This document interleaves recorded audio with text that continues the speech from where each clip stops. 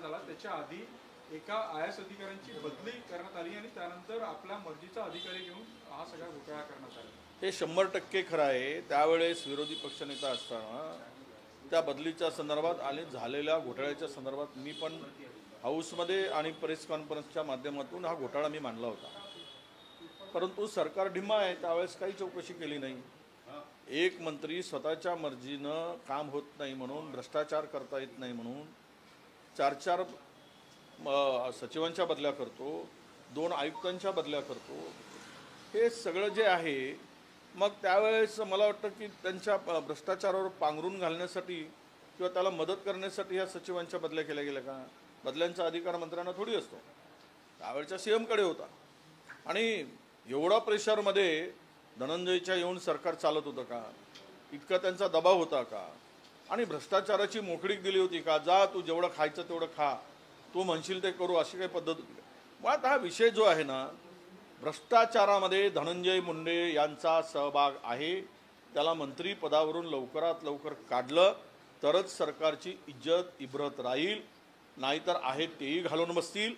आणि हे सरकार भ्रष्टाचाऱ्यांचं सरकार आहे, फडणवीस आणि शिंदे आणि अजित पवारांचं सरकार, असा मेसेज जाईल। यांना थोडं तरी कळायला पाहिजेत की एकावर किती किती प्रकारचे आरोप झालेत। पहिल्यांदा जे आरोप झाले त्यावेळेस इतके घाणेरडे आरोप झालेत, त्यांच्यावर वेगळ्या प्रकारचे आरोप झालेत, मी काय त्यावर बोलणार नाही। नंतर हे भ्रष्टाचाराचे आरोप, मग त्यांचे सहकारी खुनामध्ये सापडतात आणि तो मंत्री तरी त्या पदावर कायम राहतो। म्हणजे सरकारला मला वाटतं की सरकार हे बेशरमाचं झाड झालं आहे असं म्हणायला हरकत नाही। दोन आयुक्त जे हे आपण उल्लेख केला, एका आयुक्ताने तर पत्र लिहून सावध केला होता की हे ऑडिटमध्ये अडकेल, नंतर आक्षेप घेतले जातील, तरी त्यांची बदली करण्यात आली। ते आता गेडाम नावाचे अधिकारी होते, प्रवीण गेडाम। तर आम्ही मांडली होती बाजू, आम्ही लिहिलं होतं पत्र, काहीच कारवाई झाली नाही।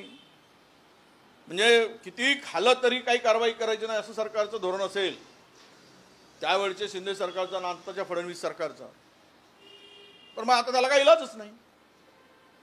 बिनधास्त खा, बिनधास्त राहा, महाराष्ट्र लुटून खा, अशी काही पद्धत आता महाराष्ट्रात आणली असेल तर लखलाभ आहे। आर्थिक स्थिती महाराष्ट्राची खालवत चालली असं म्हटलं जातं। शिवभोजन थाळी आणि अनेक योजना बंद कराव्या लागतील अशी शंका काल मी मुंबईमध्ये प्रेस कॉन्फरन्समध्ये स्पष्टपणे माझी भूमिका मी मांडली। 6 महिन्यापासून मनरेगाचे पैसे दिले जात नाही। कालच गडचिरोलीच्या एका मजुराने आत्महत्या केली, मी काल सांगितलं। इथपर्यंत भयावह परिस्थिती आहे। 4 महिन्यापासून संजय गांधी निराधार योजनेचे पैसे मिळत नाही। किती लोकांचे सांगायचे, अंगणवाडी सेविकांचे पैसे मिळत नाही, कंत्राटदार संप पुकारलाय, प्रत्येक विभागाचे देयके देणं बाकी आहे।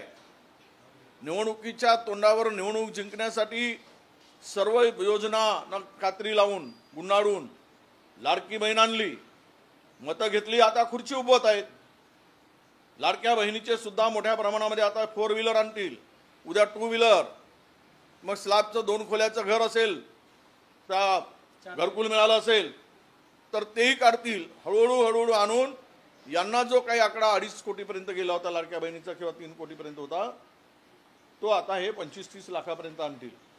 हे प्लॅनिंग 4 चाकी ज्याच्याकडे असेल त्या लाडक्या बहिणींना नाही, आता खूप निकष लावलेत। संजय गांधी निराधार जे काही योजनेचा लाभ मिळतो 1000 रुपये, त्याला फक्त 500 मिळतील, म्हणजे 1,500 मधून एकूण किती झाले तर 1500। असं गणित, यांची डोकी भ्रष्ट झाली आहेत, विकृत झाली आहेत, अशा पद्धतीचा हे निर्णय घेत आहेत। म्हणजे विकृत मानसिकताच आहे। त्या बिचाऱ्याला 1000 रुपये मिळतात त्या कुठेतरी निराधार महिलेला, आणि त्याला ते 1000 रुपये देत 1000 रुपये सोडून वरून 500 द्यायचे आणि 1,500 सांगायचे। हे सोंगाडपणा जे सरकारचं चाललेलं आहे हे काही बरोबर नाही। छगन भुजबळ यांनी मुख्यमंत्री देवेंद्र फडणवीस यांना पत्र लिहिलेलं आहे की शिवभोजन थाळी बंद करू नका, योजना चांगली आहे। आता ते भुजबळ साहेबांचा सध्या फडणवीस साहेब ऐकतील अशी परिस्थिती आहे। त्यामुळं कारण भुजबळ साहेब आणि फडणवीस साहेबांच्या जवळ गेल्याची चर्चा माध्यमामध्ये मोठ्या प्रमाणात आहे, तुमच्याकडूनच आम्ही ऐकतो आहे। आणि त्यामुळं आत्ताच्या स्थितीमध्ये भुजबळ साहेब हे फडणवीस साहेबांच्या किंवा भाजपच्या जवळ गेल्याचा मैत्रीपूर्ण संवाद साधताना मला दिसत आहे. हो, असं म्हणायचं आहे का तुम्हाला की भुजबळ साहेब भाजपच्या वाटेवर आहे, असं याचा अर्थ असा होतो? मी आज जाणार नाही, पण उद्या मात्र खात्री नाही. शेतकरी ज्या पद्धतीनं यापूर्वी सांगितलं निवडणुकीमध्ये शेतकरी प्रचंड अडचणीत आहे. कर्जमाफी जी होत होती महाराष्ट्रामध्ये विविध सरकारमध्ये, ती कर्जमाफी होऊनही जवळपास 7.38 कोटी रुपयाची थकबाकी महाराष्ट्राच्या शेतकऱ्यांवरती आहे, अशी आता माहिती आलेली आहे. काय झालं, सरकारने जाहीरनाम्यात दिले 3 लाखापर्यंतचं कर्ज माफ करू. लोक कशाला भरतील? लोकांनी विचार केला कर्ज माफ होणार आहे, अशी फसवणूक सरकारने कशाला करायला पाहिजे. जाहीर सभेमध्ये छाती ठोकून सांगितलं आम्ही 3 लाखापर्यंतचं कर्ज माफ करू. तसं कुठे झालं आहे? 3 लाखाचं काय आहे? या बजेटमध्ये सुद्धा देऊ शकणार नाही, पैसेच नाही. ते स्पील एवढं आहे, देणं एवढं आहे की आत्ताच्या मला माहितीप्रमाणे 2 लाख कोटी रुपयाचं देणं आहे सरकारला, आणि त्या लाडक्या बहिणींचा पुन्हा अतिरिक्त खर्च आहेच. तर देणार कुठून? मग कशाला हा घोषणा करताय? त्यामुळे शेतकऱ्यांचे जे हाल होत आहेत याला पूर्णतः हे सरकार जबाबदार. खर्चनाट आहे आणि अशा परिस्थितीत 3 कोटी रुपये प्रचार आणि प्रसारासाठी लाडक्या बहिणी योजनेवर खर्च केले जातात. डिजिटल प्रचारासाठी 3 कोटीची तरतूद केली आहे. मागच्या वेळेस तर 125 कोटी खर्च केले. देणं काय म्हणतात, ते देणं पुसळाचं आणि जाहिरात मुसळाची आहे सगळी. त्यात अधिक बोललो तर मला पुन्हा एवढं विकृत सगळं चाललेलं आहे की त्यावर आपल्याला बोलता येत नाही. पण जाहिराती देऊन लाडक्या बहिणींना पुन्हा दिशाभूल करायचं. जिल्हा परिषदेच्या स्थानिक स्वराज्य संस्थांच्या निवडणुकीच्या पूर्वी हा एक नवा फंडा हे जाहिरातीच्या माध्यमातून आणू इच्छित आहे. सोयाबीन खरेदीची आज नाफेडची मुदत संपती आहे. शेतकरी मागणी करते की मुदत वाढवून मिळावी, कारण की मोठ्या प्रमाणात सोयाबीन अजूनही शेतकऱ्यांकडे शिल्लक आहे. एक तर मागच्या वर्षी सोयाबीन निघाला त्यावेळेस निर्यात केली गेली, सोयाबीनचे दर पाडले, 3,500पर्यंत सोयाबीनचं दर आलं, तिथे कंबरडं मोडलं शेतकऱ्यांचं. आता थोडेसे शेतकऱ्यांना नाफेडच्या माध्यमातून खरेदी करून हमी भावानं तरी पैसे मिळत होते.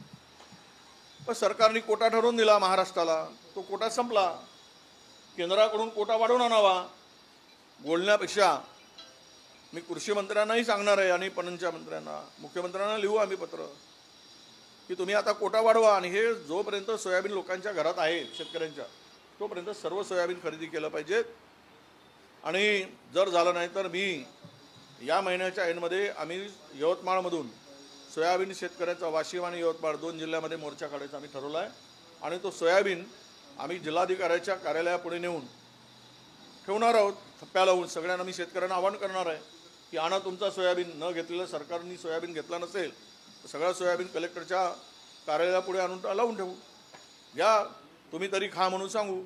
लोकसभेमध्ये ज्या पद्धतीनं केंद्र सरकारच्या वाणिज्य मंत्र्यांनी सांगितलं काल की जवळपास 7.38 कोटी, म्हणजे एखाद्या राज्याचं जे बजेट आहे तेवढी थकबाकी शेतकऱ्यांकडे आहे.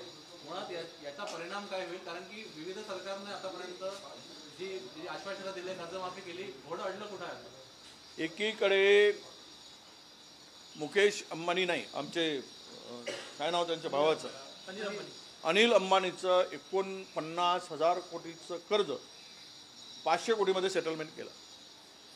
आत्तापर्यंत कॉर्पोरेट सेक्टरमधील लोकांचं कर्ज 29 लाख कोटीचं कर्ज आत्तापर्यंत माफ झालं.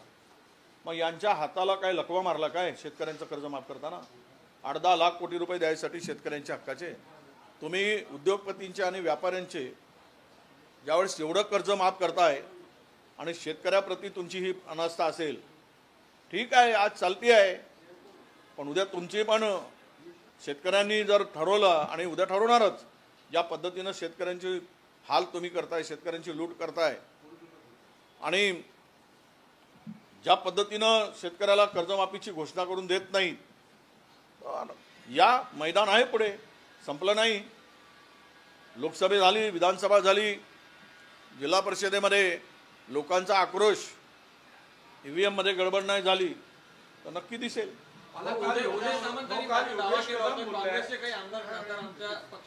ते जुनी आहे आता, जुन्या जुन्या कडी आता ते वारंवार आरोप झाले की आमदार फुटणार, खासदार फुटणार, हे फुटणार, ते फुटणार, नाही तर मग अर्बन नक्षलवाद, हे शब्द ठरलेले आहेत. काहीच नाही झालं तर मग मुसलमान, ते काही नाही झालं तर मग मंदिर खोदा, मस्जिद खोदा, मंदिर काढा, हे फालतूचे धंदे या सरकारचे सुरू आहेत. त्यामुळे ह्याच्यामध्ये काही तथ्य आहे असं मला वाटत नाही. दिल्लीच्या निवडणुकी मतदान झालं काल आणि एक्झिट पोल मध्ये भाजप सत्तेत येताना दिसत आहे, आप दुसऱ्या क्रमांकावर दाखवतो. हे बघा, आता सगळे अंदाज पाहिलेत आपण. 2020 मध्ये झालेल्या एक्झिट पोलमध्ये 2020 मध्ये झालेला फक्त एक एक्झिट पोल बरोबर होता, 12 एक्झिट पोलमधून. त्यामुळं यावर आपण एक्झिट पोलकडे दुर्लक्ष करणं, त्यावर फार काही भरोसा ठेवण्याची गरज नाही असं माझं मत आहे. भाऊ, काल योगेश कदम बोलले की मुंबईमध्ये जे बांगलादेशी आहेत त्यासाठी मविया जबाबदार आहे. हे बघा, आता उद्या यांच्या घरात लेकरं झाले नाही तरी ते आम्हाला जबाबदार धरतील असं माझं मत आहे.